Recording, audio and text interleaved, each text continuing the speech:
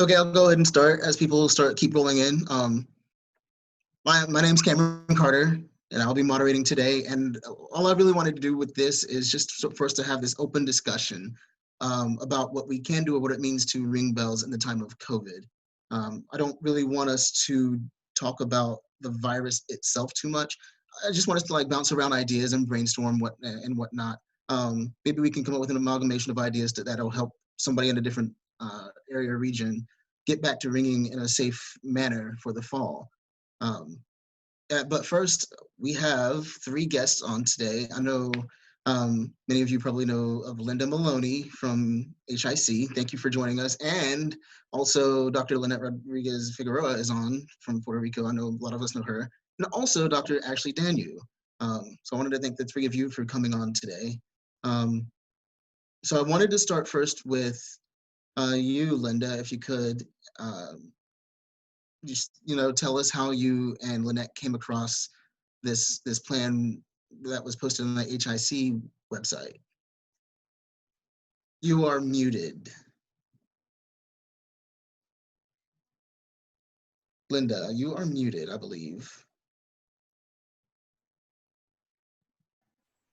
Better? Yes. Thanks for hosting this, Dave and Cam and Raleigh Ringers. It's a pleasure to be here and to talk a little bit about what Handbell Industry Council has been doing behind the scenes. I hate to have to read something to you, but I'm going to do a little bit of that because I've been working with a team of 5 or 6 people, and I want to make sure I've represented everyone equally. So we've kind of put together a group statement, and so forgive me if I read a little bit of the background information that we have. Back in early May, the singers among us, our choral groups, met together. There was a webinar that was hosted by ACDA, the American Choral Directors Association. They met with the National Association of Teachers of Singing, Chorus America, Barbershop Harmony Society, and the Performing Arts Medical Association. There were several significant medical, scientific people that were involved, and they were going to talk about the future of singing in America. Their determination was at that time that there was no safe way for singers to rehearse together until there was a COVID-19 vaccine and at least a 95% effective treatment in place, which could be 18 to 24 months away at the time. They also determined that there's no safe spacing solution for singing groups that would eliminate any risk, that masks do not provide safe methods for singing, and current standard testing still had several false negatives. They said returning to singing would have to require a lot of the people to accept the risk involved and possible testing at home and at the door as they came to rehearsal and performances. While I was on that conference call, I noted that Keith Cole, who is our Secretary Treasurer of Handbell Industry Council, was also present. And Keith and I visited the next day about the sobering news that we had heard during the call the night before. And we weren't sure what to do. While we were contemplating this, Kathy Shaw from Walmart called and said, Linda, can HIC get involved? She said, I see a way after listening to that webinar that there's a possibility to keep those bells out of the closet and turn vocalists into handbell ringers. It seemed at the time that we might have some groups where people would be fearful of returning to ringing because they were at risk. That would leave some holes in some ensembles. Well, maybe vocalists were missing the opportunity to share in music, and maybe they would like to become a handbell ringer. And the only way we could put together a whole package was to talk about safely returning to ringing. So we had lots of the pieces in place, but we were missing the scientific piece that the choral people had offered us. So we thought about it for a couple of days. I reached out to CDC here in Atlanta, They had no idea what to tell me about handbell ringing. Uh, not a new thing to any of us. And they just suggested we follow the CDC recommendations. Then I had an epiphany about 3 o'clock one morning when we all get our wonderful reveals. And I remembered Lynette Rodriguez in Puerto Rico. And I thought, we have a handbell, a very enthusiastic handbell ringer among us, who is also an epidemiologist. And what better science person could we turn to for guidance for returning to safely ringing than Lynette?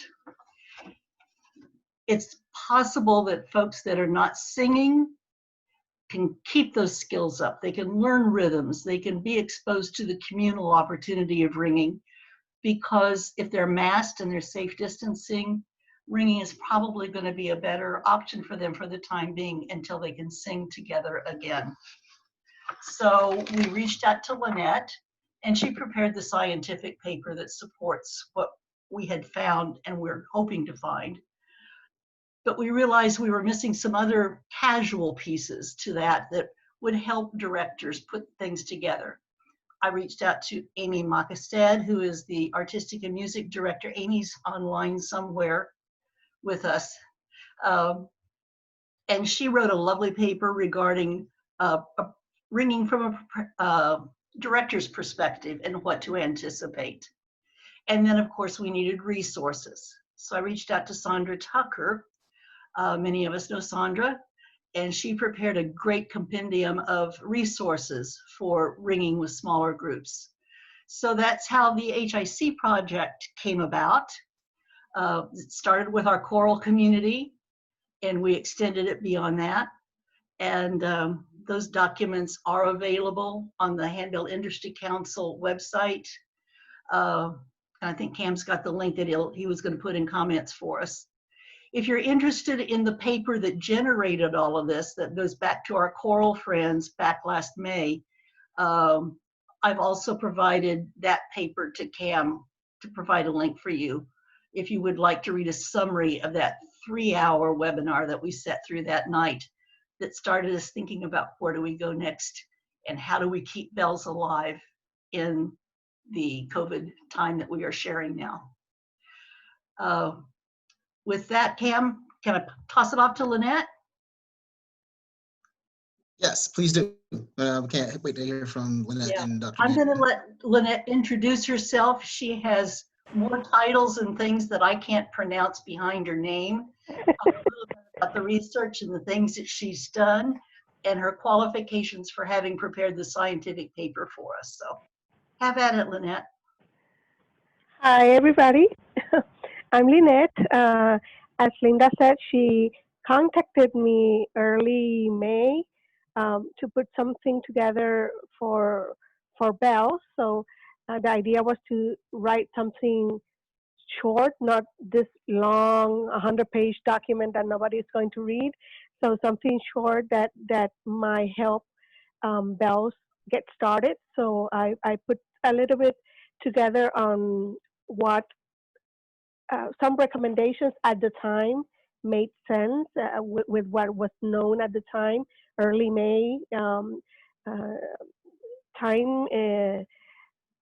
You know, what to do in rehearsals, what not to do, some recommendations based on what was known on the virus and how long it stays in different surfaces, and what was known about the ways you could get infected at the time.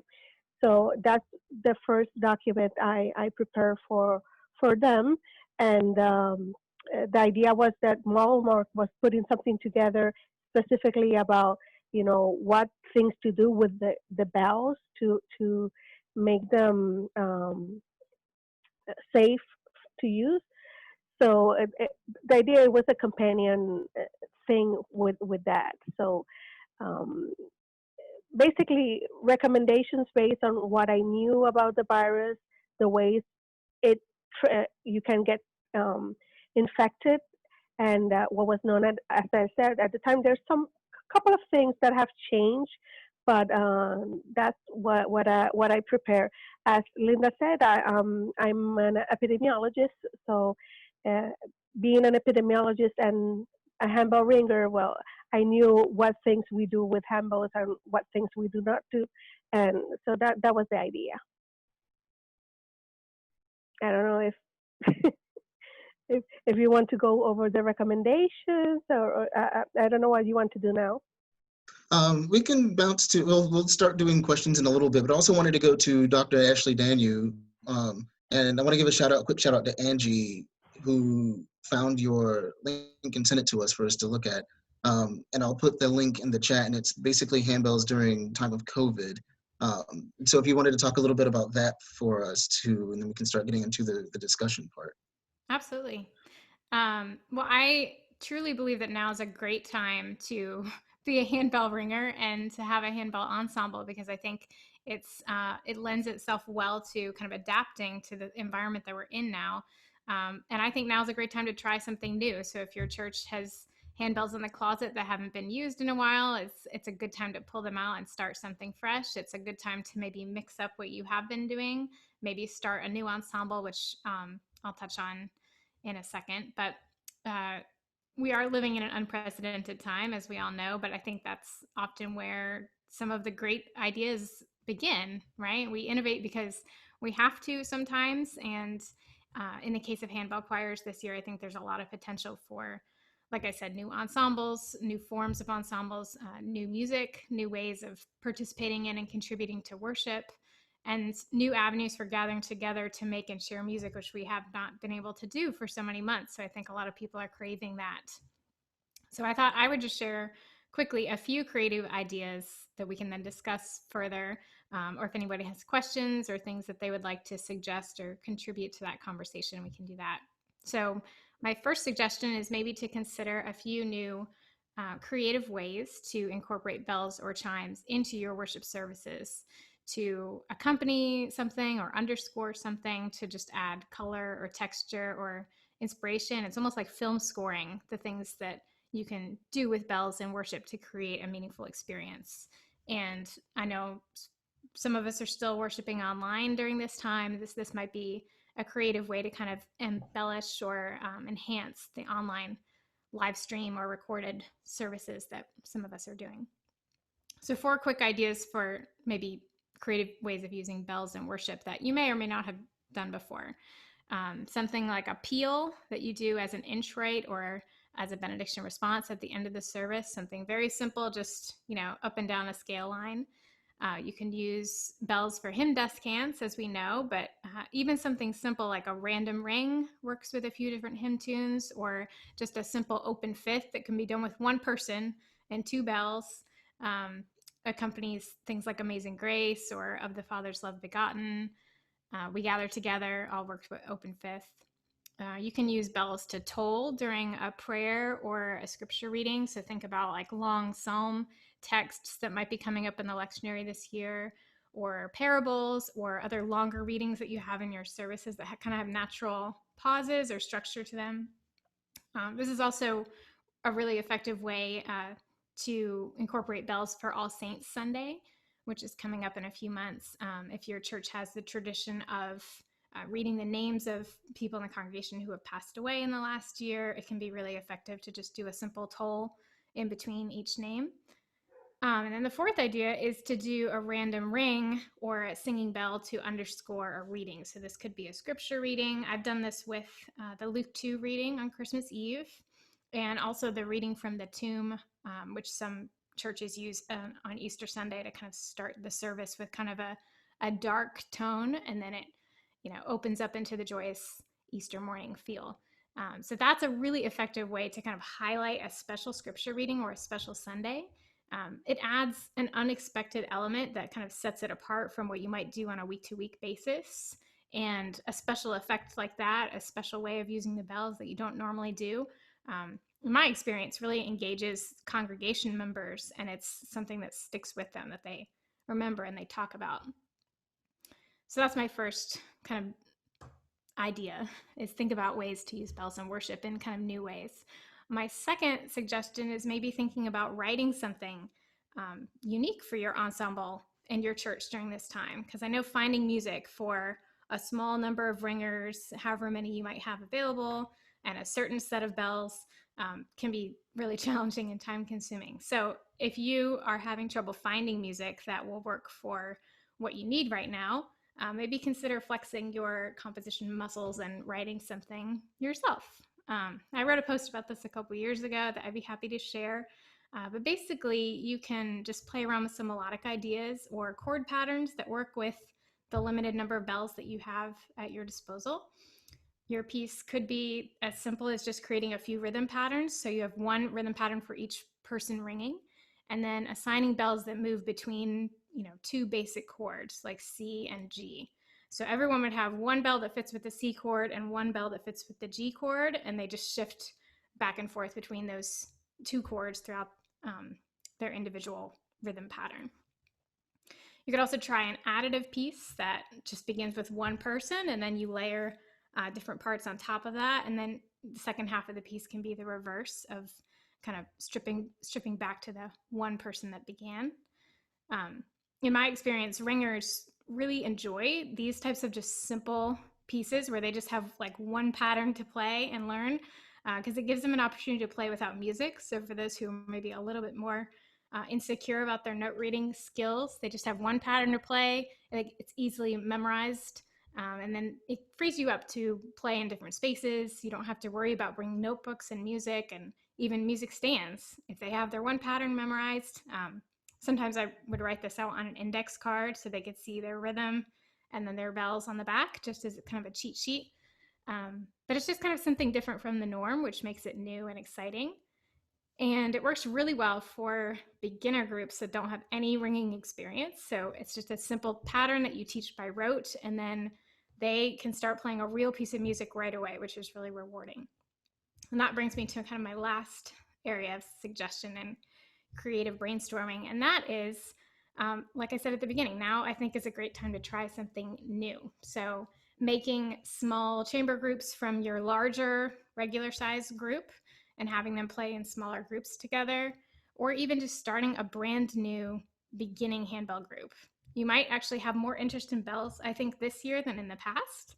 And as Linda mentioned, you might consider inviting some of your singing choir members to join bells for a time, since a lot of choirs will not be singing together in person this year. So think about ways that you might kind of teach back to the basics, like very basic rhythm. This is a quarter note, this is a half note, here's what they sound like, here's how to read them.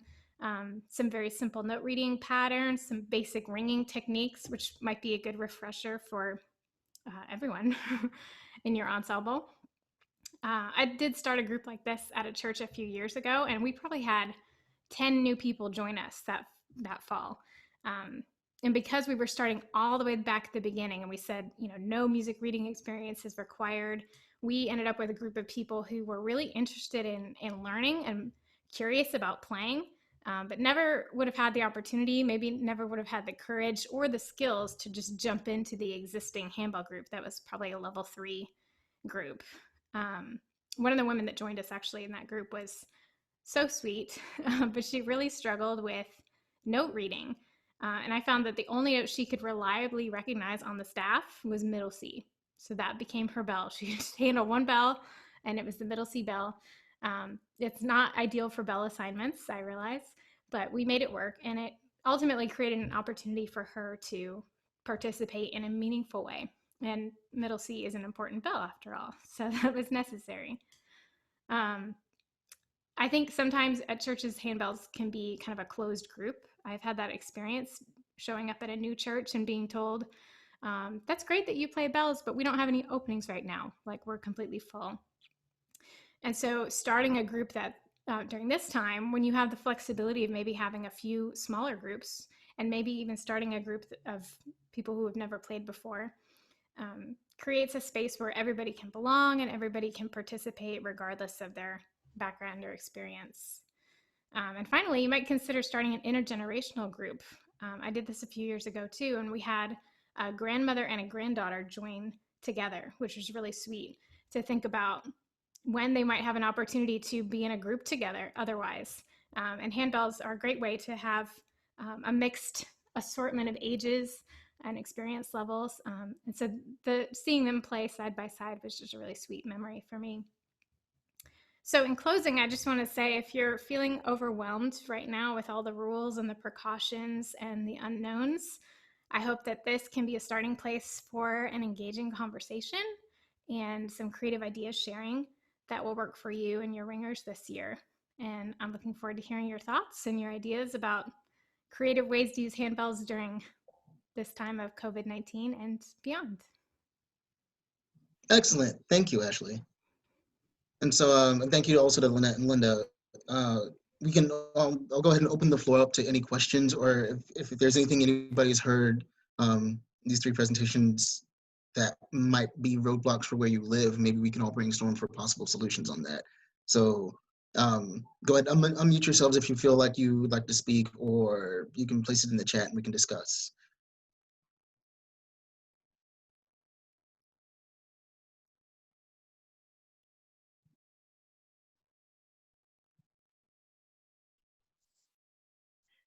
Oh, there's got to be questions. Yes. I'll unmute myself. So a roadblock that I have right now, I am in Virginia in the Methodist Church, and our bishop has things still phasing in, but we cannot have small group meetings at the church. We are finally doing in-person worship as a starter. I forget what they're called, the technical terminology they're calling it now. But does anyone have any ways of approaching that from this aspect of we can't do small groups at church? I know I have someone that's going to ring a duet with me next month, and luckily I have my own set of bells, so I can do that, but trying to stay within church protocol.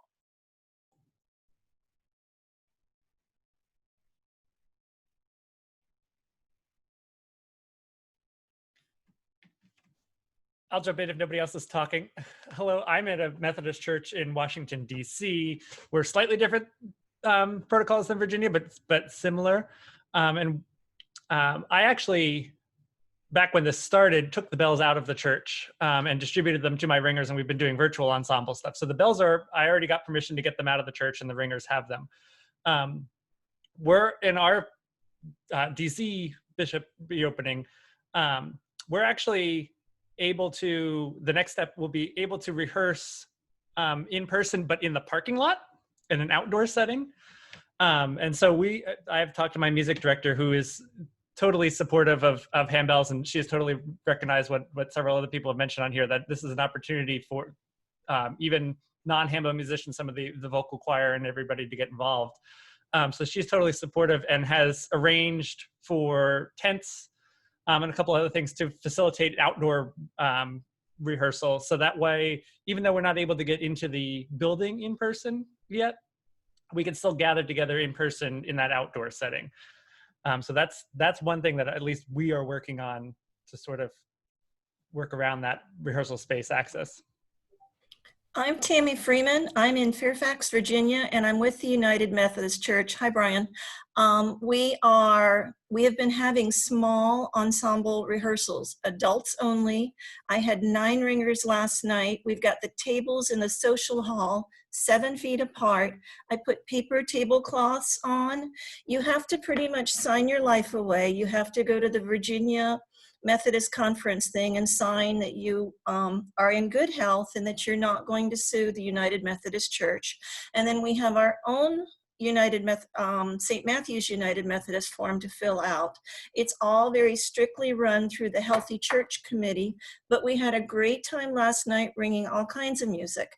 And we're hoping when we go back in person to use the small pickup ensembles. We have 2 adult bell choirs and 2 youth bell choirs and 2 children bell choirs, but right now I'm just working with adults. This is Fran. I'm also in a church in Northern Virginia. And hi, Tammy. My understanding is, and you might want to check on this, my understanding is that there's sort of an unwritten rule that you can have up to 10 people in the sanctuary preparing for worship. So you might be able to get around that. Yeah, we talked, one of our director of music actually talked to the DS, and that's what she told her. So you might want to check in with your DS and see if that is legit or not.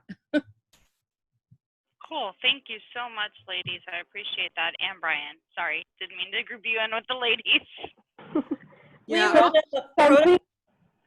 Something I wanted to add, it is the number of person is going to depend on what's the environment you are playing on in, because if it's a closed environment with air conditioning, that's the worst thing that you can have, because you don't want recirculating air. It's been shown that you can get infected that way. This is kind of new.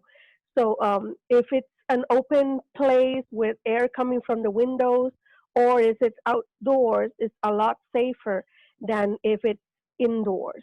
So it's not the matter of how many people, but making sure that environment is not conductive to transmission. So you could have more than 10, but if you're in an open place, like you were mentioning that you were outside in the parking lot, that's perfect, because that way you don't get that possibility of transmission. And definitely always you need to have them with the mask on. It doesn't matter the environment. That will minimize everything. We wrote up a protocol page that I'm happy to share with anybody who would like it. You can just let me know. Yeah, I'll tag on to that. I'm at a large Methodist church in Virginia Beach. Like Brian, I got my bells out and actually, made everybody a box of bells and distributed them at some point. And they all came and just picked up their boxes at the church, took them home, rehearsed, and then we did come to the church to do a recording session, and then to use those during online worship. We used our music room, which is a very large space, so we could set tables out. Everybody had their own table, and no bell sharing or anything like that. Wore masks, and so because they had rehearsed everything ahead of time, then it just took us a little bit of time rehearsing together, and then we did our recording session. So we weren't there very long. It wasn't, all that complicated to do that. Had space to do it. And the production team thought it would be easier to do it in that room than to try and figure out how to put this table in various places in the sanctuary and, get microphones and everything in there. So that worked really well. And then I just told them, take your bells back home, because I'm not sure where we're going after this. Those of you that are in Methodist churches, make sure you check with your healthy church team as far as what they're setting out for the church to do, because that's part of their job. Every Methodist church has to have a healthy church team, and all and the plan has to be approved by the DS and all that stuff. So make sure you know what they're saying as far as small group having, coming back for rehearsal or anything like that. So that's where we are right now. We're not back at in-person worship, but we're looking at it maybe possibly the end of September. We're out. We may try it. And if the numbers aren't good, we may just shut it back down. So we'll see. Hi, I'm Melinda Elnagar from Hanover, Pennsylvania, and I work at St. Mark Lutheran Church. We opened up around the middle of June, I believe, for in-house worship, but we still had online presence, and we continue that. We limit the service to about a half an hour. It's all spoken, which for me is incredibly boring, so I hide in my choir room. But we pre-record music. We've replaced, since we're not collecting offering, we've been creative, and I play something called the Music of the Day that we pre-recorded with different ensembles or friends of mine or my choir members and things. And we play that over a decent speaker in the sanctuary. The bishop a few weeks ago told us that we had to limit our in-house attendance to no more than 25. We were up to 250, and then instead of going back to yellow, we're still green, but he wanted to be safe and not have larger groups. So we don't know how long that will be, but my Handbell group has been getting together on Sundays after the service, or after worship, or coming in if they want to look at the service online. And we have been rehearsing, and I only have 6 ringers. So we're not standing on top of each other like some of you guys have, like really big choirs, and I wish. But I had several of these books by Sandra Ethan that are for 6 or less ringers. So yay, works for us. And so we've been working on that, and I told them at some point when we can go over 25, I would like us to be able to ring in person, but I'm not sure how to set them up in the sanctuary yet. You know, nobody sits in the front, so we're pretty safe to go into the front. But if anybody has any ideas about playing in person, we don't have any music except a prelude and a postlude. It's very sad for me. So all these wonderful ideas that, you know, I would love to incorporate. We're trying to limit their time in the sanctuary.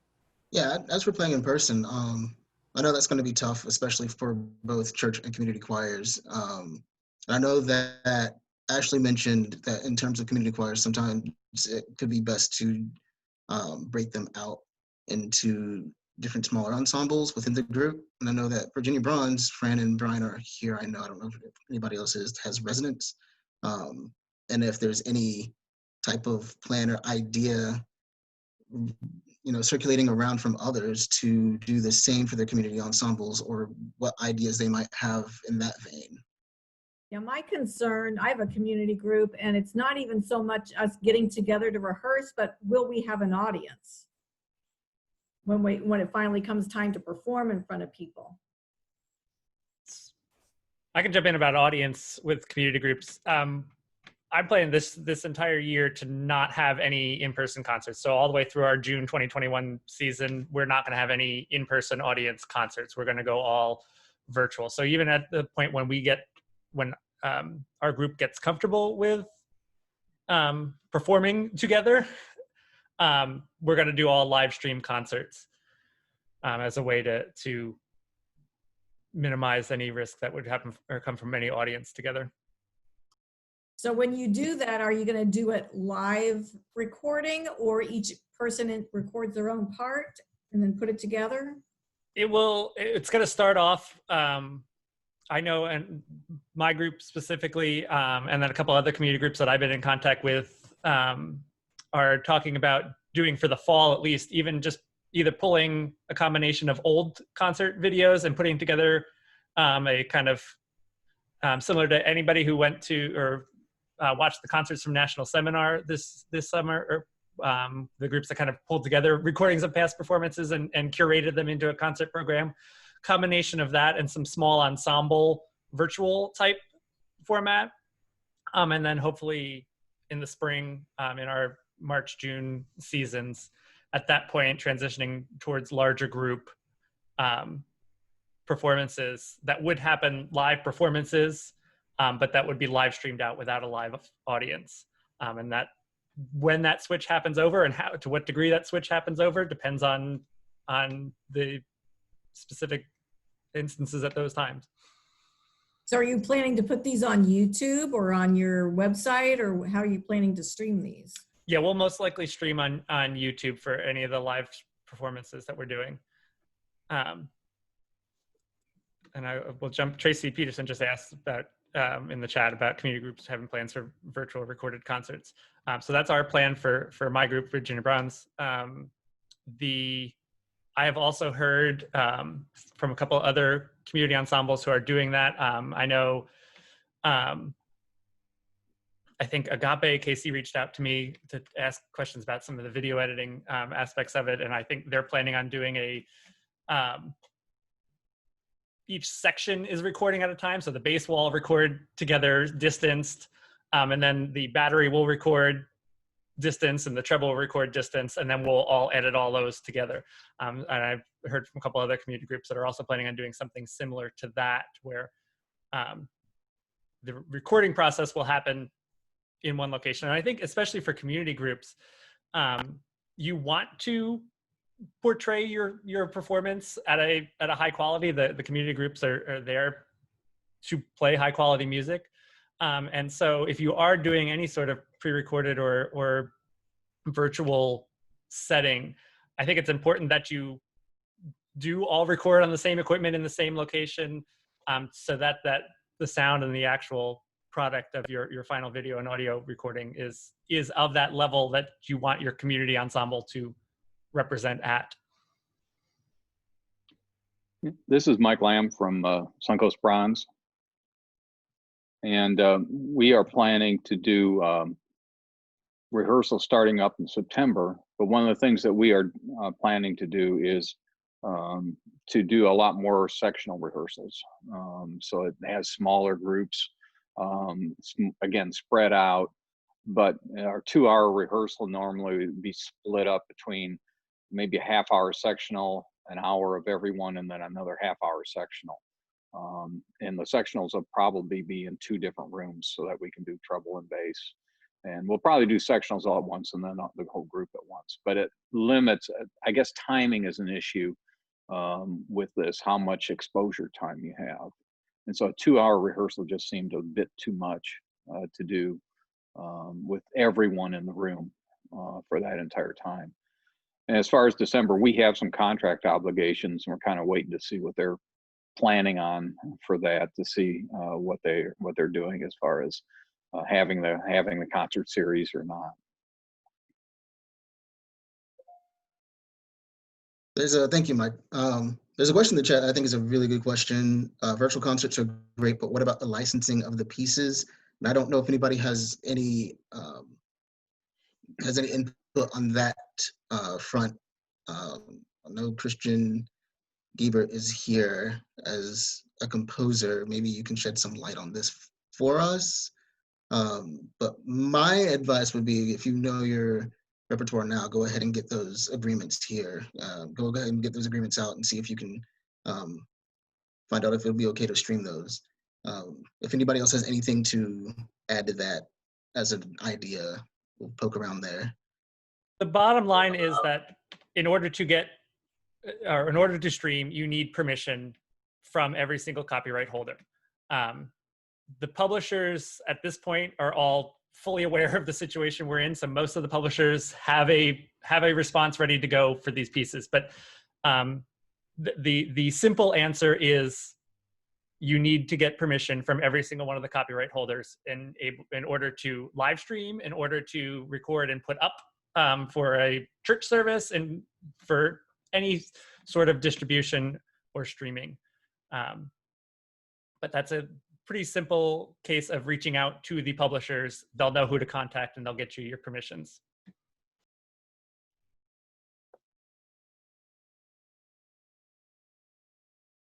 Thank you, Brian.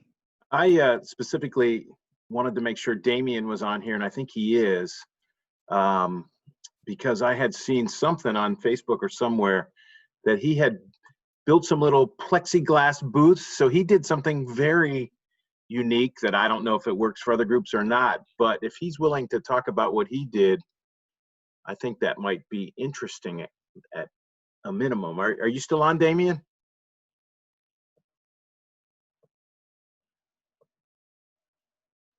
There, he's unmuted. Morning, Dave. Hi. Good morning, everyone. Hello. Hi. Yes. So I just wanted to share with everybody with this booth that we got from one of our local suppliers. So what it does is that it isolates everybody, all the ringers in their own positions. I think that there's some pictures that I've actually just emailed over to Lynette and Dave. So I'm not too sure if they're able to share the pictures from their end. So these booths are made of cardboard with 3 sides having plastic sheets. Now, so everybody's given a whole table to themselves. So the whole 6 feet table, it's to themselves. And there's absolutely no sharing of bells or chimes or mallets or folders or music scores. So the ringer, in a way, owns that space for that particular session, right? And so behind all the ringers, which is not found in the pictures at all, behind all the ringers, we actually have 11 fans. That's right, 11 fans blowing from the back forward. So in addition to that, all the ringers are required to wear masks, which is mandatory in Singapore by the government. There's actually a fine of 300 Singapore dollars. That's about 200 plus US dollars if we are caught not wearing a mask. Well, the good news is that in Singapore, as of yesterday, there's no community infection as of yesterday. So it's the measures are working well. So whilst ringing, we are ringing in an air-conditioned area with windows and doors opened. So we do have ventilation coming through with 11 fans blowing in the studio, and air conditions are all switched on because Singapore is really warm. We're talking about like 34 degrees Celsius right now. It's 90 plus Fahrenheit. It's ridiculously warm. Other than that, when the ringers come in, they need to be scanned for temperature. They need to do an online declaration that they've not lived or mixed with people who are infected with the virus. And if they are, then they shouldn't be even turning up in the first place. And so, of course, during the rehearsal, they do not share anything at all. Immediately after the rehearsal, which is down, we brought it down from 2 hours. Right now, it's 90 minutes, 1.5 hours. Immediately after ringing, they need to leave. Prior to leaving, they need to do a wipe down. So we've got disinfectant wipes, hospital-grade disinfectant wipes, where they would wipe down their bell handles, chime handles, mallet handles, etc. And then before leaving, they also need to use the Febreze fabric spray, Febreze, to spray on the foam. And then as they go out, they need to scan out a QR code. This QR code is provided to us by our government for contact tracing should there be an outbreak anywhere. So, and so they need to scan out the QR code, and then they need to leave right away. Upon leaving, what I'll do then is I'll need to do the spray down, I call it, something that they do in certain airlines, where they will carry aerosol sprays, and then they'll start to spray their whole aeroplane. So I'll spray the whole studio, and I'll use up almost 1 can of spray every week. And so that's what we do back home here in Singapore Ministry of Bells, which is a community handbell group.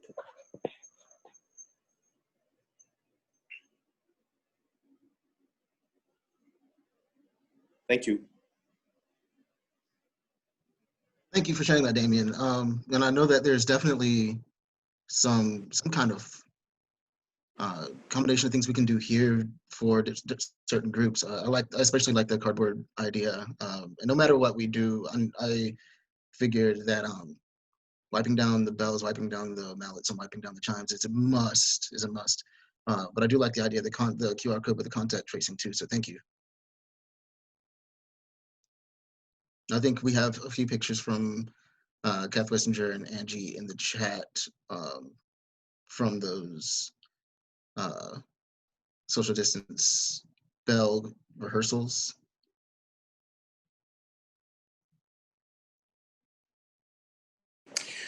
Yes, Kath, I've provided Kath with some of the protocols that we have put in place. It's really a long list. If one would see it, it's almost 20, 30 protocols per session. But like I share with our ringers, their safety is priority. It's a concern. It overrides all ringing, and we just want to ensure their safety, their health safety, to ensure them and their parents, because we deal with a lot of young children too. So we want to assure them and their parents that we have provided a safe place for them to come in to ring. And they too need to be responsible and be honest that they are all right before they come in, because it's everyone's responsibility to ensure everyone's safety.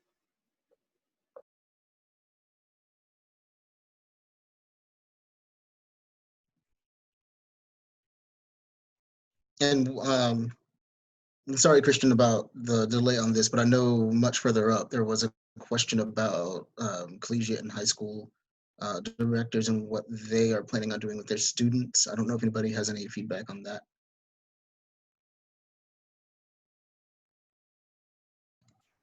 I did hear that Bob Avant would be a great person to reach for this.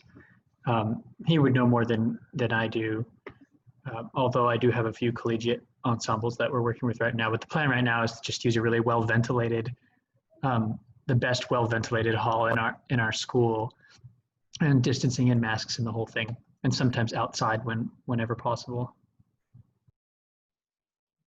Hey, this is Nick Hansen chiming in about this, we're doing much the similar approach as you just mentioned, Christian, as well as what Damien is doing too. Right now, the school where I work, we're making a final decision Thursday. At least that's the last I've heard about what we're doing. But right now, I think it's a toss-up between a hybrid approach and all students on campus in a certain way. We're not doing 100% on campus, I know that much, and I don't think we're doing 100% virtual. So what that means for Handbell students is spacing in the rooms. In fact, the groups I teach are large enough that we actually, even in one class, we still have to split rooms. So half of my 7th grade will be in one room, the other half will be in one room, 8th grade as well. And it's all socially distanced, 6 feet apart. Everyone kind of has their own station. We don't have at the moment any barriers planned, but every student has their own binder table, pad, mallets that they're using. They're not going to change any positions. And once the class is finished, like as Damien just mentioned, all wiping down everything. I hadn't even thought about the Febreze. I'm going to research that because I was wondering about pad sanitation. And my school's mentioned a little bit of what they have, but Febreze might be better. So I'm going to look into that. But right now, the challenge I'm potentially dealing with is if I'm teaching a class simultaneously in person and virtual for students who happen to be at home or those who choose to be at home, whatever their situation is. So I'm definitely open to even hearing any thoughts people might have on how that might work, doing a hybrid live course with students in person and online at the same time.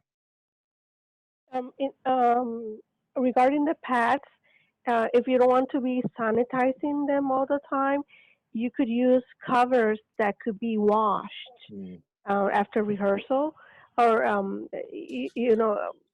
those table covers, plastic covers that they do for parties, even fitted bed sheets. You could use them and then take them away and wash them, or that way you don't have to be sanitizing pads, which is going to be kind of harder. That's an option. But the most important thing for everybody to have is masks. That's the most important thing that anybody can do. Having their mask on all the time that they're in the rehearsal.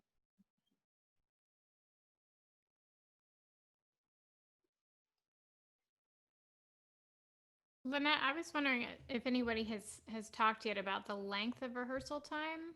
Because people have mentioned already today modifying their rehearsal length, and especially for indoor spaces. If you've done any research on, using an indoor rehearsal space, how long the rehearsal should be with everyone in the same room, and maybe if you have multiple groups, if there should be time in between those rehearsals to kind of let the air clear. I know a lot of schools are talking about that right now. Well, what they are saying about meetings in general that are indoors, they shouldn't be more than 15 minutes, but that's not going to work for our rehearsal. So that's why if our rehearsals need to be longer, because they are rehearsals. So that's why we need to be extra careful on staying safe, on trying not to use air conditioning. I know that there's some places in Puerto Rico it's very hot. I know it's very hot, but if you have air conditioning, make sure it's not the recirculating air type because that's the one that's more dangerous. And if you have fans, have the fans um, facing away from, if the air comes to you, it goes to an area there's no other people, so it's not taking infection. Having the masks are number one thing to have. So just making sure that the rehearsal is safe, and since it's longer than it should be, that they're going to be in that area, make it as safe as possible, and that's the main thing to do. Not only social distancing, but keeping those masks on because that's the main way it transmits. The disease it transmits by droplets, and there's some indications that it might be in the air, but that's the main way. There are fewer infections that are because you touch something that's infected and then you touch yourself. But the main thing is that's the main way of transmission. So you want to make sure that, even if you don't like it, it's mandatory. If you cannot put your mask on, you are not accepted in the place. Because that's the other thing. Not all masks are protective of you. Most of the masks that we're using, which are closed masks, they do not protect you from getting infected. They are just keeping in, if you're infected, they keep the infection from going away. So that's why what Damien is doing works even if he has fans. They all have their masks on. So if there's anybody ill there and he or she coughs, the droplets stay inside the mask and they don't go out. And that's the only way it's going to protect. Uh, um, you're all going to be protected by having everybody keeping their own infection to themselves. Because that's the thing, we don't know many people who are infected. It can be up to 8 out of every 10 persons with the disease do not show symptoms. So we don't know that they're infected and they can be infecting people. So that's why everybody has to, as I mentioned in the paper, everybody has to act as if he or she is infected and not transmit the infection to others. So that's one thing. If everybody does that, it doesn't matter the place where you are. Obviously, you're going to be safer if it's open and in the air and there's no air conditioning, but that's not going to work a lot. And as we get closer to November, December, when it's going to be really cold, even those who are rehearsing outside are going to have to go inside, and that's where the risk is going to go up. Because that's the reason respiratory diseases like influenza, they increase in November, December, because we have to get inside and then we are closer together. So we're going to see more cases of this disease also November, December, just because we're going indoors and sharing our germs together. So it's really, really important that everybody is masked. That way they don't share the infection.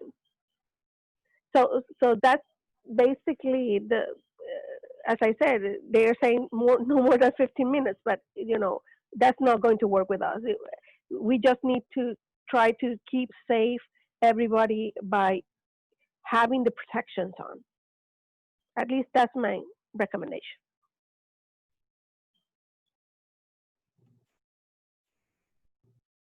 Thank you, Lynette. I mean, we'll definitely take the recommendation of epidemiologists, of course. So thank you.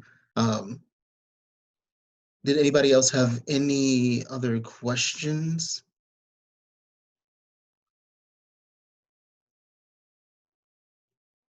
Any how-tos, any suggestions, ideas?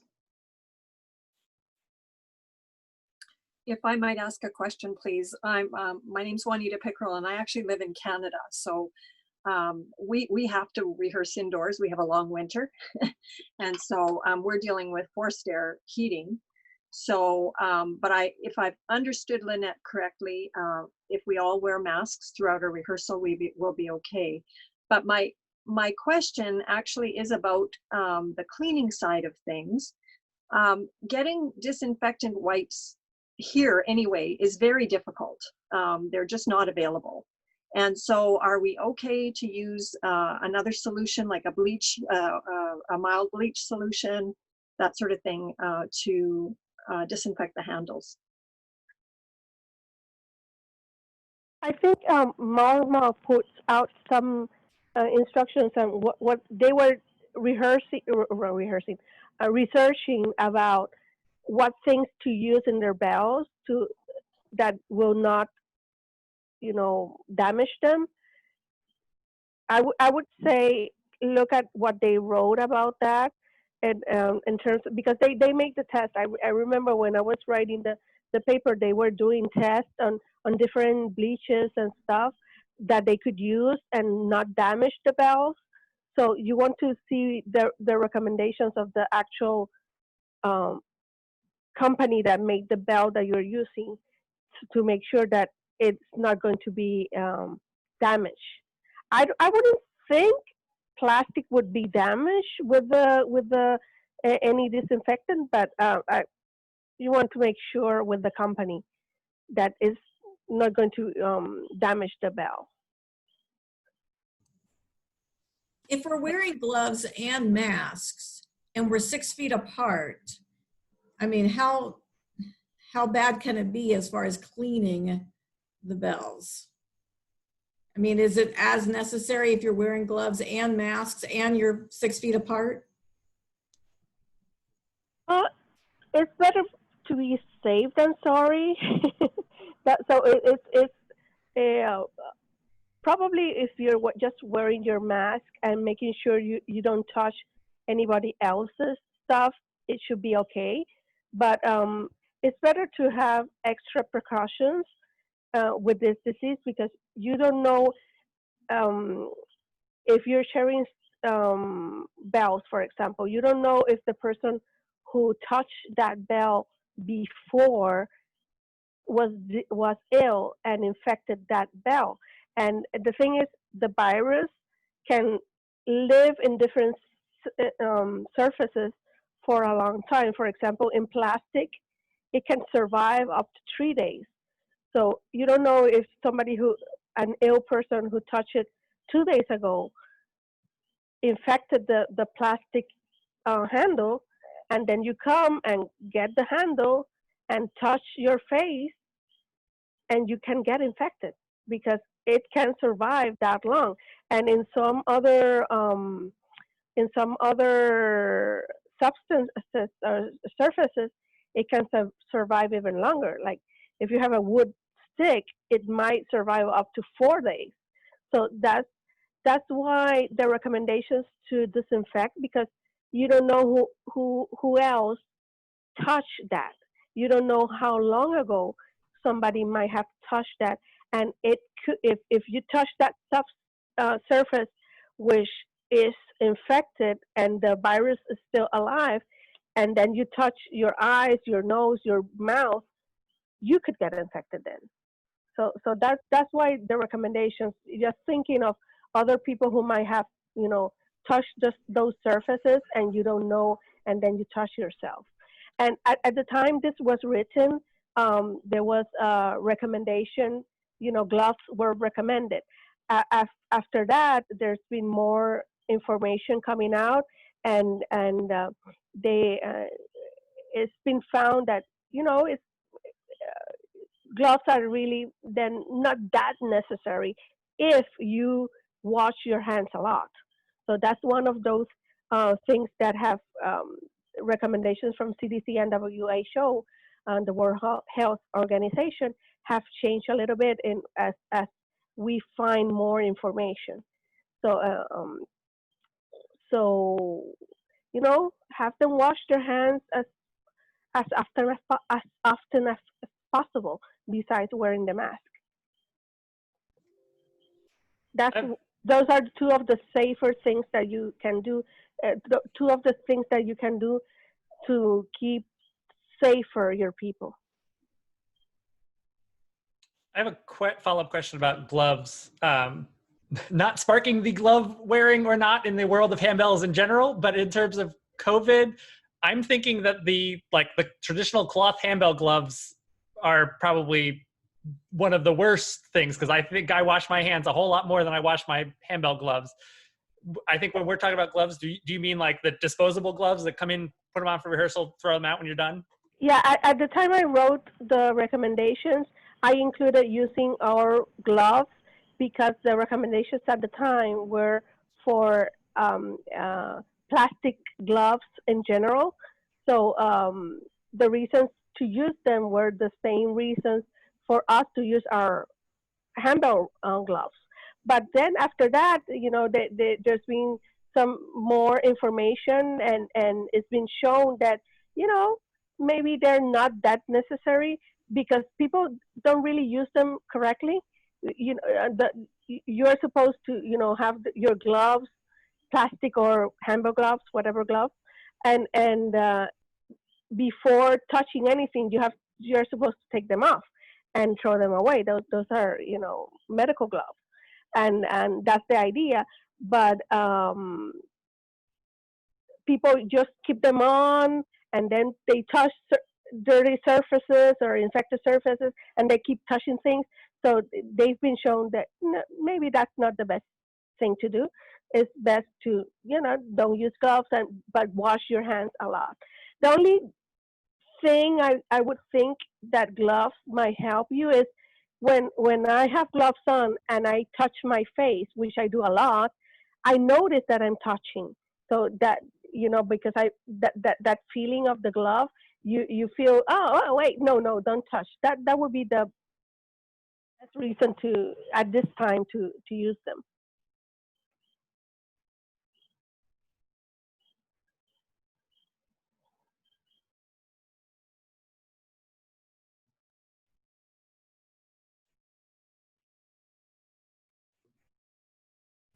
I see a couple of questions in the chat. We'll start from the top down from what I see.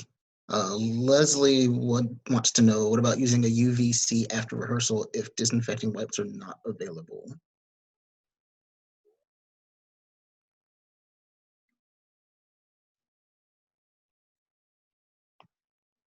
Sorry, I suppose this question was posed to you, Lynette.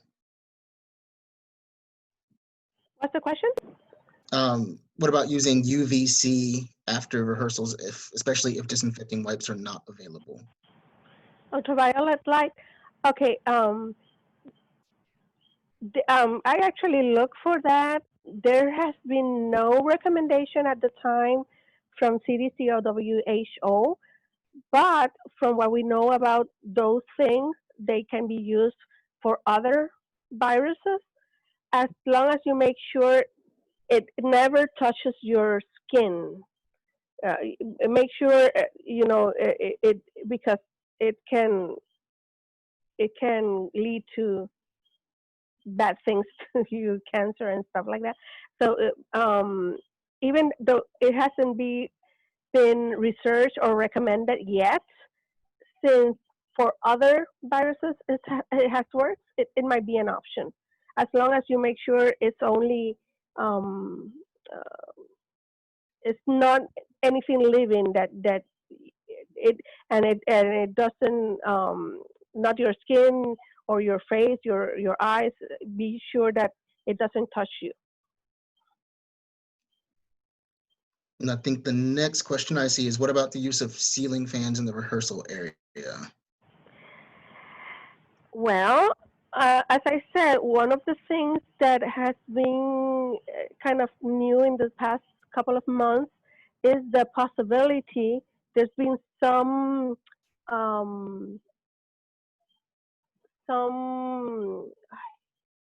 evidence that the disease might transmit airborne, and in one of the studies that came out in that example, it was actually an air conditioning vent. It was really hard.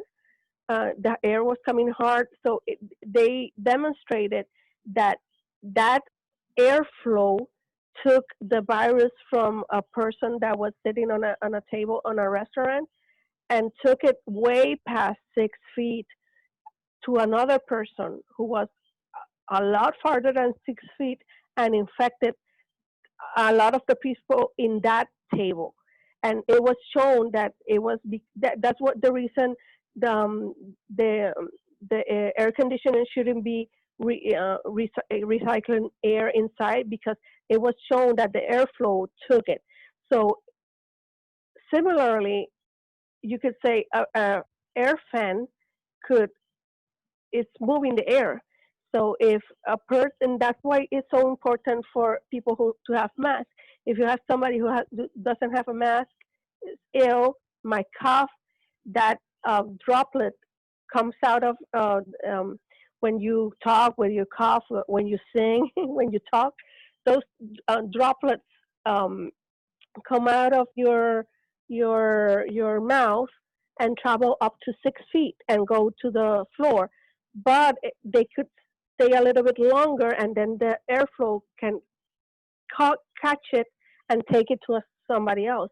So the fan might do that. The airflow of the fan might do that, and that's why it's so important for people to have their masks on, so that doesn't happen. So it's a possibility. There's nothing. One thing that we need to understand is there's nothing 100% sure. We are not going to be 100% sure that we're going to be 100% safe until we get a vaccine. So these things are to minimize. So probably if everybody has their mask on, as I said before, the mask contains those little droplets that come out. They get contained within the mask and don't go out. And if they don't go out, then the fan is not going to do anything. So if you're going to have a fan, make double sure that everybody has a mask on, just to minimize the risk.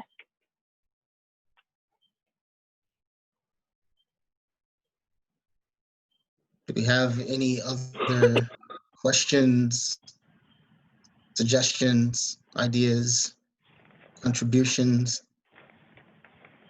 However many other synonyms I can come up with. I mentioned this in my paper, but before coming back to make your rehearsals and starting again, just try to make sure that everybody is disease free. So you can request them to take the test, and show that they have a negative test before rehearsal.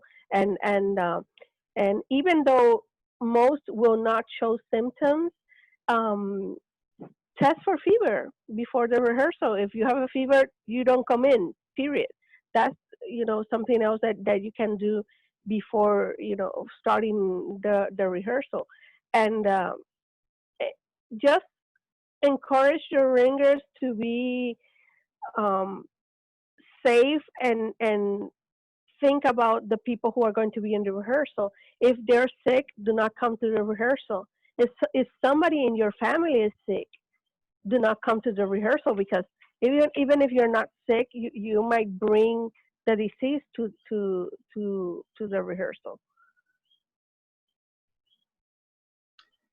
Cam, on behalf of Handbell Industry Council, we have scheduled to review those guidelines and the information that has been provided in September, because we realize this is a constantly moving vehicle.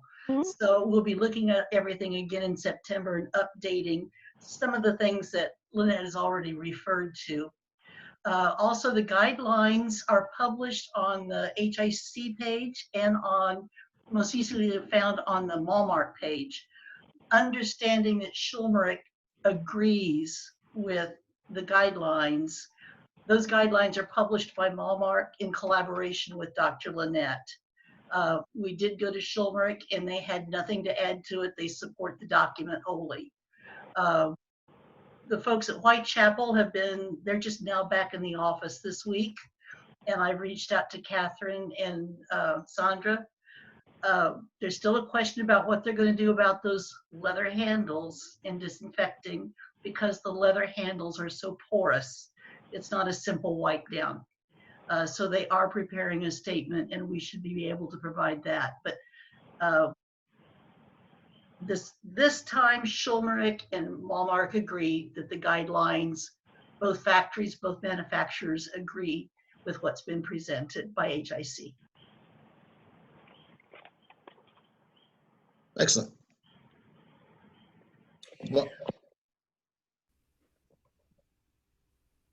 Well, if that's all we have, thank you so much, Linda, Lynette, and Ashley for joining us as our guests today, and for everybody who attended. This was, I think this was hugely beneficial, just in terms of getting things out there and knowing what's safe and what isn't, and what we can and cannot do. Maybe some of it you already knew, maybe some other things you can implement with your own ensembles. I hope everybody got something from this. I know I did. So I know that coming up on September the 7th and the 21st, we have a 2-part series of basically starting a nonprofit, budgeting, fundraising, grant writing with your group. So I hope we can see everybody back on September the 7th. I know that's Labor Day, and some people might want to take it off, but we'll be right here. So everybody, I want to just say thank you again and have a great night. Thanks, Cam. Thanks, Cam.